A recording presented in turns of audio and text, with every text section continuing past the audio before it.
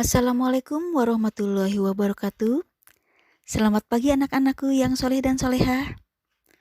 Selamat berjumpa kembali dalam pembelajaran jarak jauh mata pelajaran Bahasa Indonesia untuk kelas 7 semester 1 pada pertemuan kedua bersama saya Lili Salina. Pada pertemuan hari ini kita akan membahas tentang bab 1 dengan tema Jelajah Nusantara dan subtemanya memahami isi teks deskripsi. Untuk capaian pembelajarannya yaitu menggunakan elemen membaca dan memirsa. 1.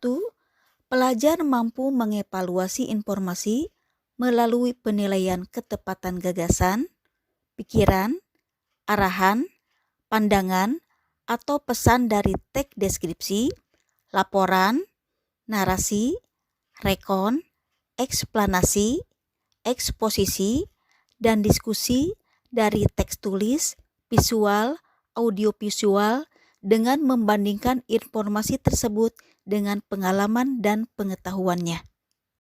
Yang kedua, pelajar juga mampu menilai pemilihan diksi, kosakata, serta cara menyajikan data sesuai dengan tipe teks dan tujuan penulisan pada teks deskripsi dan informasional secara sederhana.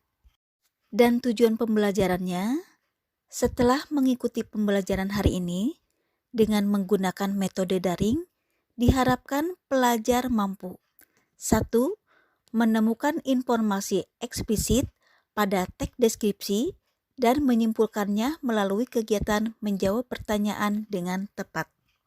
Yang kedua, mengidentifikasi gaya penulisan teks deskripsi di media sosial dengan menulisan kalimat ungkapan yang menyapa pembaca dengan baik.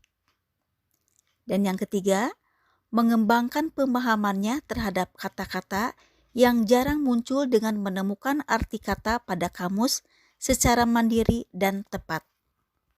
Adapun kompetensi awalnya, 1. Pelajar mampu mengakses informasi dan mengambil simpulan dari teks deskripsi. Yang kedua, pelajar mampu mengenali gaya penulisan pada teks deskripsi di media sosial. Yang ketiga, pelajar mampu menjelajahi atau mencari arti kata dengan menggunakan kamus. Anak-anakku, karena sekolah kita adalah sekolah penggerak dan kalian berada pada kurikulum sekolah penggerak, di mana sekolah penggerak ini selalu berorientasi pada dimensi profil pelajar Pancasila. Maka, untuk pembelajaran hari ini, profil pelajar Pancasila mencakup 1. Beriman dan bertakwa terhadap Tuhan Yang Maha Esa dan berakhlak mulia, yaitu pelajar Pancasila yang berakhlak dalam hubungannya dengan Tuhan Yang Maha Esa dan dalam hubungan dengan sesama manusia, memahami ajaran agama dan kepercayaannya, serta menerapkan pemahaman tersebut dalam kehidupan sehari-hari. Yang keempat, mandiri, yaitu pelajar Pancasila bertanggung jawab atas proses dan hasil belajarnya. Dan yang kelima, bernalar kritis, yaitu pelajar Pancasila mampu secara objektif memproses informasi baik kualitatif maupun kuantitatif, membangun keterkaitan antara berbagai informasi, menganalisis informasi, mengevaluasi, dan menyimpulkannya. Nah, untuk pertanyaan pemantik, 1. Pernahkah kalian melihat acara jalan-jalan di televisi yang menayangkan keindahan pariwisata Indonesia dengan pemaparan yang menarik? Yang kedua, atau pernahkah kalian membaca info perjalanan yang mendeskripsikan keindahan wisata Indonesia? Nah, itulah beberapa contoh teks deskripsi. Yang ketiga, mengapa teks deskripsi penting bagi kita? Baiklah anak-anakku, sekarang membahas materi yaitu memahami isi teks deskripsi. Nah, kita fokus pada isi teks deskripsi. Sebuah isi dalam teks deskripsi sangat penting karena sebuah isi dalam sebuah teks deskripsi biasanya berisikan tampilan, bentuk, sifat, dan ukuran. Pengertian teks deskripsi. Teks deskripsi adalah teks yang menggambarkan suatu objek atau keadaan tertentu dengan serinci-rincinya berdasarkan sudut pandang pribadi penulisnya. Objek yang dimaksud bisa berupa keadaan alam di tempat tertentu, keadaan hewan, atau keadaan orang. Misalnya, hewan yang bernama si manis atau orang yang bernama Pak Ahmad. Yang menjadi objek teks deskripsi itu biasanya satu berupa orang, misalnya ayah, ibu, kakak, adik, dan lain-lain tuh ya. Kemudian yang keduanya berupa tempat, misalnya bisa berupa pantai atau gunung, rumah, sekolah, atau tempat wisata yang lainnya. Kemudian yang ketiga, benda itu bisa contohnya itu ya, contohnya bisa berupa pakaian, sepatu, tas, dan lain-lain. Kemudian yang keempat, yang menjadi objeknya bisa berupa hewan. Misalnya kucing, kelinci, burung gitu ya, yang biasanya berupa hewan peliharaan. Yang selanjutnya adalah ciri objek teks deskripsi. 1. Menggambarkan atau melukiskan suatu objek. Objek yang dibicarakan pada teks deskripsi bersifat khusus, atau objek tertentu yang kemungkinan berbeda dengan objek yang lain. Jadi memiliki keistimewaan yang lain dari yang lainnya.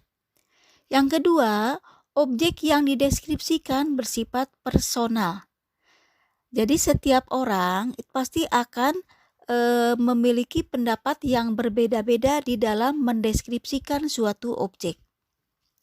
Yang ketiga, melibatkan kesan indera sehingga gambaran objek menjadi jelas.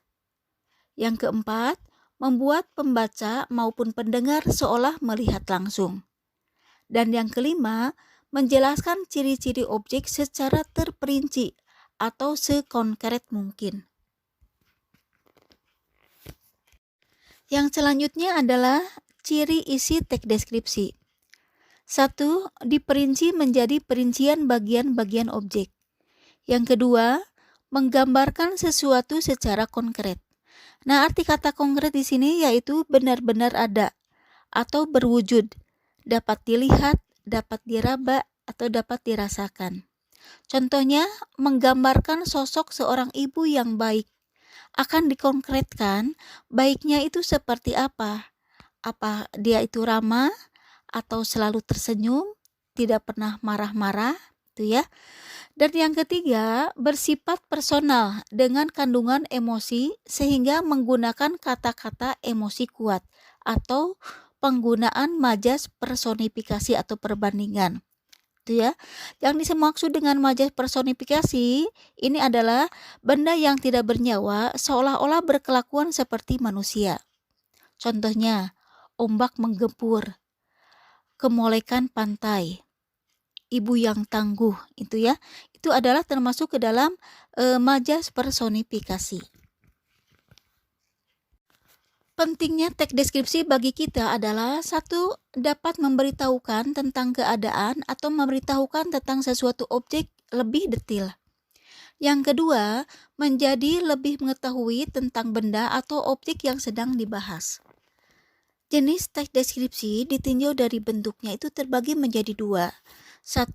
Teks deskripsi yang berdiri sendiri, dan yang kedua, teks deskripsi yang menjadi bagian dari teks yang lain. Contohnya pada cerpen, novel, lagu, iklan, dan lain sebagainya. Nah, sekarang kita akan membaca teks deskripsi yang berjudul Pantan Terong. Rafa menghabiskan akhir pekan bersama keluarganya. Kali ini, mereka berwisata ke sebuah puncak yang sedang populer di Aceh, yaitu Pantan Terong. Rafa tak menyesal mengusulkan destinasi wisata ini kepada keluarganya. Ia sering membacanya di internet. Kali ini, ia dapat menyaksikan keindahan tempat ini dengan matanya sendiri. Setiba di rumah, ia pun segera menuliskan pengalamannya ini di blognya. Kami berangkat dari Banda Aceh pukul 1 siang. Pukul 8 malam, kami tiba di rumah paman di kota Takengon. Setelah makan malam, paman menyuruh kami bergegas tidur.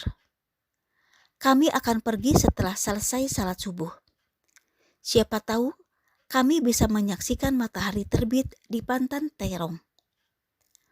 Kota Takengon masih gelap dan sepi saat kami berangkat pagi itu. Hanya dalam waktu 15 menit, kami sudah tiba di jalan mendaki ke arah puncak bukit. Wow, jalanan kecil itu menanjak dan curam dengan tikungan-tikungan yang tajam. Deg-degan sekali rasanya. Untung paman lihai mengendarai mobil. Kata paman, hanya mobil berkondisi prima yang bisa memanjat jalanan securam ini.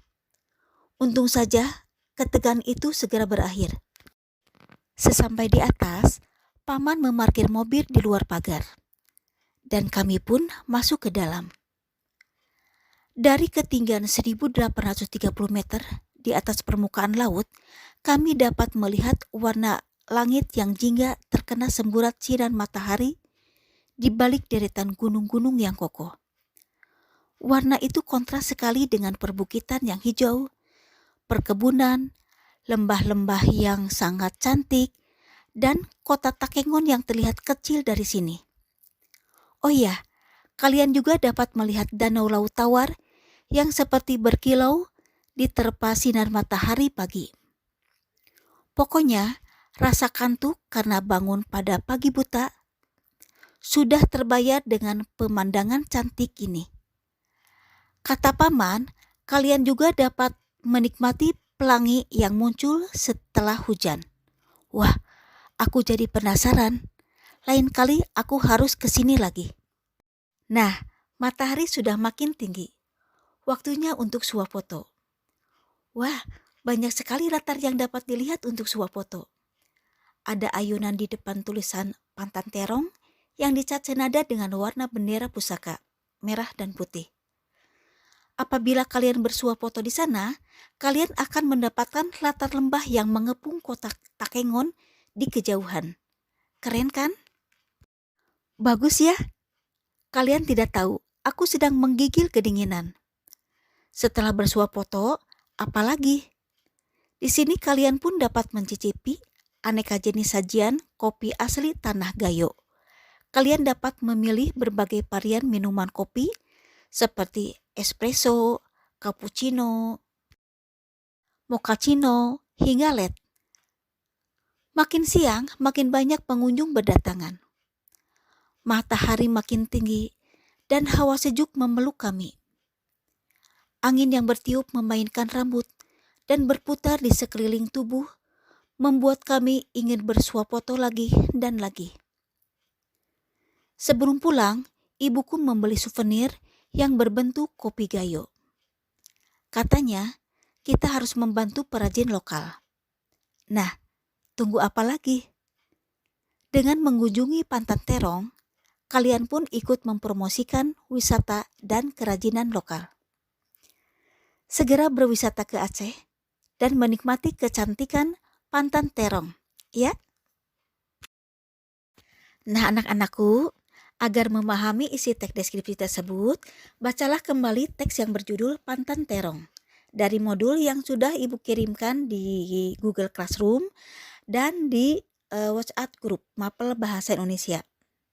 Yang kedua, lakukan kolaborasi dengan kelompok belajar kalian untuk berdiskusi dalam menjawab pertanyaan-pertanyaan dalam lembar kerja pelajar 1 atau LKP 1.